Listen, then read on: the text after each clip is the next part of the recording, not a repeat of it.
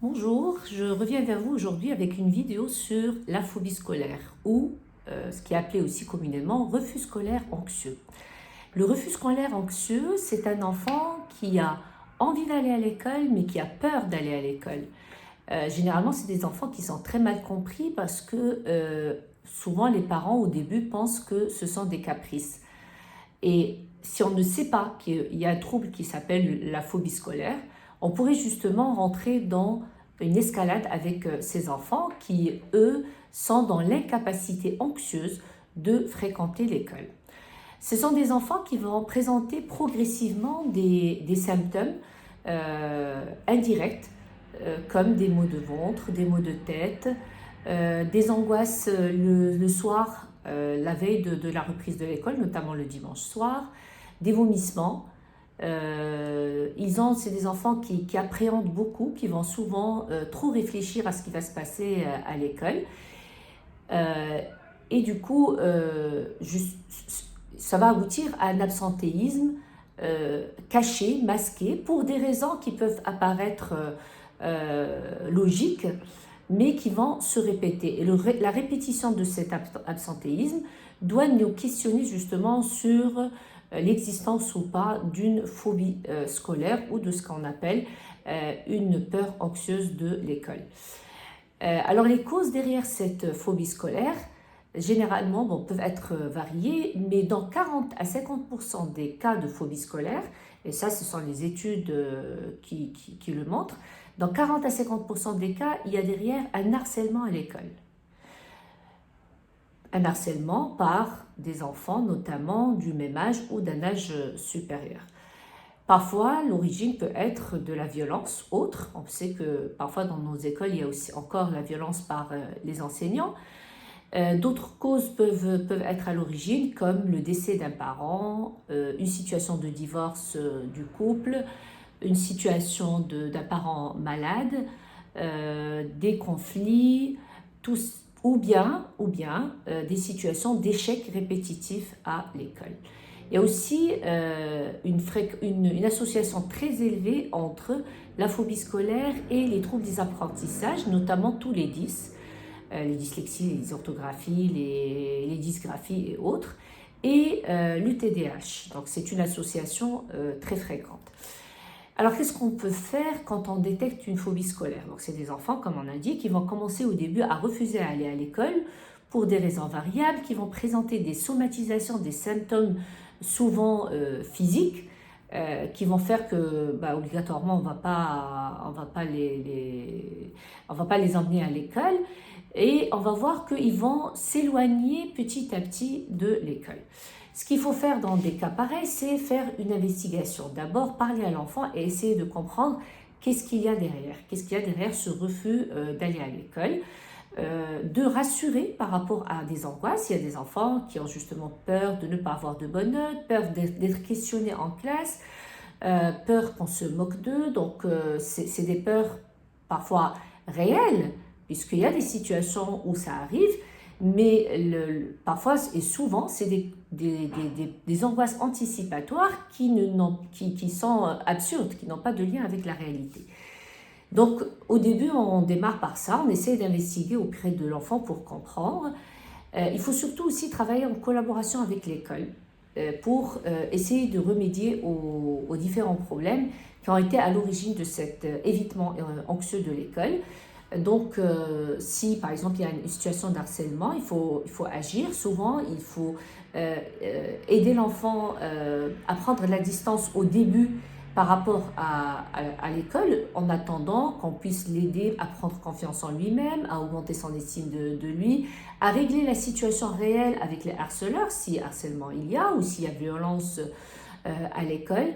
Et dans les cas, par exemple, de troubles des apprentissages, on va voir que dès qu'on va soulager l'enfant de ces difficultés à travers des aménagements, à travers la mise en place, la compréhension des enseignants par rapport aux difficultés de l'enfant, le fait de faire verbaliser par l'enseignant à l'enfant qu'il comprend que ça c'est difficile pour lui, que ce n'est pas grave, qu'il va l'aider, qu'il va mettre en place des choses pour l'accompagner, on va voir que l'angoisse de l'enfant peut diminuer. Alors dans les situations de violence à domicile ou de conflits familiaux, parfois on peut faire des séparations thérapeutiques à travers des petites périodes d'hospitalisation comme ça, courtes, où on va séparer l'enfant du milieu familial, qui va l'aider justement à s'apaiser et en attendant que ça se règle ou en attendant qu'il puisse lui-même savoir comment se protéger par rapport à cette situation.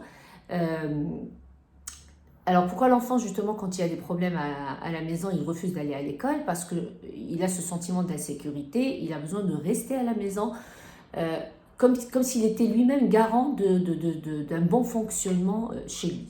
Donc l'enfant va refuser d'aller à l'école parce qu'il a le sentiment que s'il va aller à l'école, s'il va à l'école, il va se passer quelque chose de dangereux à la maison, donc il veut rester à la maison, soit pour protéger sa mère, pour être là pour éviter que les parents se séparent, donc ça peut contribuer au fait que l'enfant n'aille pas à l'école. Il faut savoir que c'est un trouble qui est apparu depuis que l'école est obligatoire dans les pays occidentaux.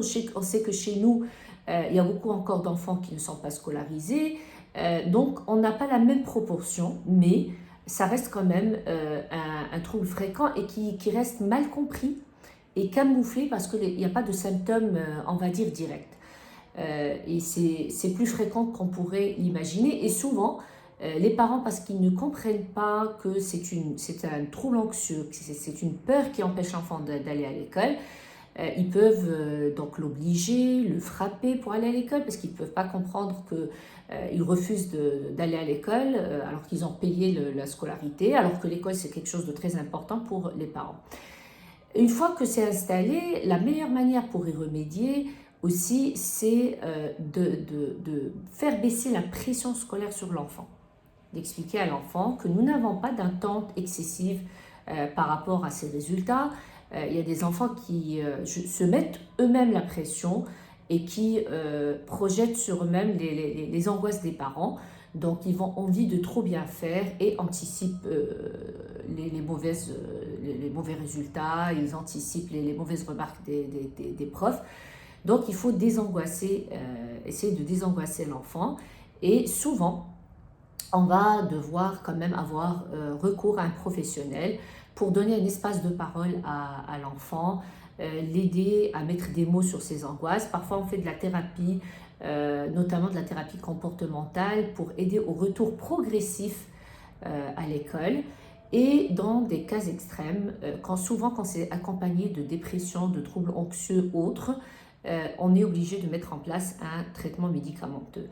Alors il faut savoir aussi qu'un mal-être psychologique chez l'enfant, comme le fait qu'il ait lui-même une dépression ou une anxiété autre que cette phobie scolaire, peuvent favoriser justement le refus anxieux d'aller à l'école. Voilà, donc j'espère que ça va vous éclairer par rapport à ce trouble qui n'est pas très connu et auquel il faut quand même penser pour ne pas rentrer dans une escalade avec l'enfant qui va augmenter justement ses angoisses. Alors avant de finir, qu'est-ce qui fait que cet enfant ne veuille pas aller à l'école? C'est que le fait de ne pas aller à l'école, quand il somatise et qu'il ne va pas à l'école, il va sentir que l'évitement de l'école fait baisser ses symptômes. Donc ça confirme chez lui l'idée que pour ne pas avoir des symptômes anxieux, il ne faut pas aller à l'école. Donc l'évitement de l'école va faire augmenter la probabilité de l'existence d'autres évitements. C'est pour ça qu'on essaie au maximum d'intervenir pour ne pas installer l'enfant dans cet évitement permanent, mais sans forcer l'enfant à aller à l'école obligatoirement. Donc on essaie de l'accompagner, mais d'accélérer le retour à l'école dans de bonnes conditions, ça veut dire qu'en ayant préparé les conditions favorables avec l'école. Donc la collaboration entre les parents, les professionnels et l'école est quelque chose de très important pour endiguer le problème de phobie scolaire. J'espère que ça vous a apporté des réponses et des informations importantes sur le sujet. Et je vous invite à me proposer d'autres sujets ou à poser vos questions sur ma page Instagram.